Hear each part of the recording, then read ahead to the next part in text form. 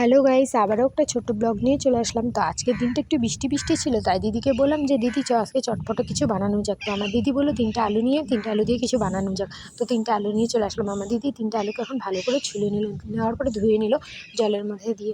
তারপরে হালকা একটু লবণ দিয়ে একটা সসপ্যানের মধ্যে জল দিয়ে সিদ্ধ করতে বসাই দিলাম। এটা ভালো করে যখন সিদ্ধ হয়ে যাবে এটাকে নামাই নেবো আমরা।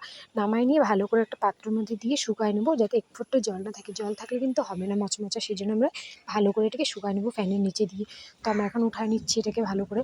এখন উঠায় নিয়ে একটা একটা করে আমরা সব ছড়াই দেবো একটা থালের মধ্যে, যাতে ঠান্ডা জলে ধুয়ে নিলাম, যাতে কড়কড়াটা ভালো হয়, তাই জন্য আমরা ঠান্ডা জলে ধুয়ে নিলাম। নেওয়ার পরে একটা থালার মধ্যে দিয়ে দিলাম ছড়ায়, যাতে শুকায় যায়, একদম কড়কড়া হয়ে যায়। তারপরে একটা কাগজ দিয়ে মুছে নিলাম, যাতে এক ফোঁটা জল না থাকে। তো একটা বাটির মধ্যে কর্নফ্লাওয়ার নিয়ে নিলাম 1 চামচ, একটু ময়দা আর নুন, হলুদ, লঙ্কার গুঁড়ো দিয়ে ভালো করে মাখিয়ে নিলাম।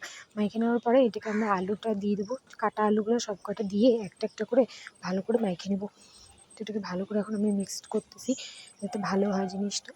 তো কড়াইয়ের মধ্যে তেল দিয়ে দিলাম, দেওয়ার পরে প্রত্যেকটা কাটা আলুগুলোকে এখন আমরা মিক্সড করে এটার মধ্যে ছাড়িয়ে দেবো একটা একটা করে। তো এটা ভালো করে যখন ফ্রাই হয়ে যাবে তখন আমরা নামাই নেবো লাল লাল করে। আমার তো দারুণ লাগছে খাইতে, তোমরাও একদিন ট্রাই করে দেখতে পারো। বর্ষার দিনে মানে ভালো লাগবে খাইতে।